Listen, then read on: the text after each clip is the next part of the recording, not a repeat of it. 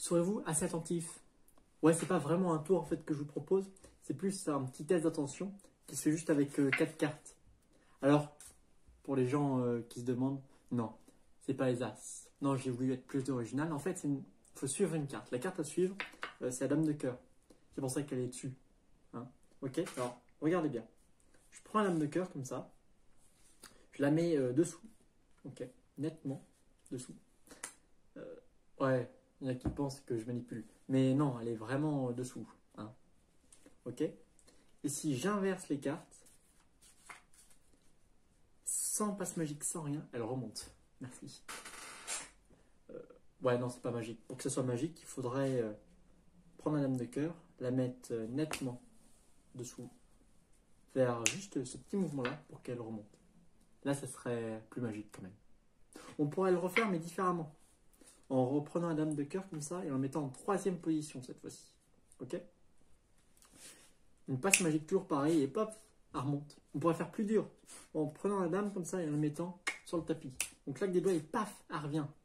On la prend comme ça et on la met dessous. Paf, claquement de doigts, elle revient. Parce qu'à chaque fois comme ça que je la mets dessous, claquant des doigts, paf, elle revient. Et à chaque fois que je la mets sur le tapis, elle peut revenir et remonter. Alors, pas pour la dernière, parce que forcément, il n'y en a plus qu'une. Si elle remonte, elle revient, mais elle descend aussi, parce que c'est la carte du dessous et la carte du dessous. Ah, ouais, je me suis compris. Alors, je sais ce que vous dites. Il y en a qui pensent tout de suite que j'ai 4 dames identiques et que forcément, du coup, elle peut passer n'importe où.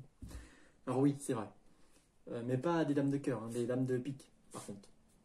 Je sais pas si vous avez vu celle-là. Non, vraiment, 4 dames de pique. Hein. J'ai pas ou plus, du coup, de dames de cœur. En fait, pour que les cartes changent, je sais pas si vous avez vu, mais quand j'ai pris les cartes tout à l'heure, j'ai fait un petit twist. C'est ce qui a permis de changer dame de cœur en dame de pique. Et là, c'est mon moment préféré du tour, parce que je demande à un spectateur, n'importe lequel, de me nommer une carte. N'importe laquelle dans le jeu de 52. Alors, il peut me nommer une dame, évidemment, mais bon, c'est pas le plus intéressant. Donc, il me nomme vraiment n'importe quelle carte. Imaginons, je sais pas, 3 carreaux. Mais il peut nommer cette de trèfle, enfin, peu importe. Juste à faire ça, comme ça. Et maintenant, j'ai que des 3 de carreaux.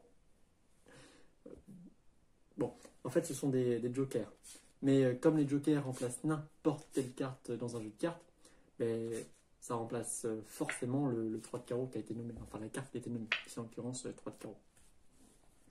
On pourrait aussi juste frotter les cartes comme ça. Souffler. Et faire un twist pour faire disparaître complètement l'encre des cartes et les rendre complètement blanches. Et vraiment blanches. C'est quand même rigolo, ça, non?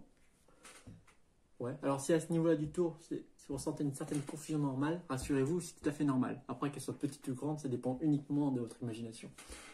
Je parle de la confusion quand je dis petite ou grande. Après le reste ne me regarde pas. Non, en vrai, au final, je me dis que vous auriez peut-être préféré un tour avec les As pour être plus classique. Je sais pas, dites-moi.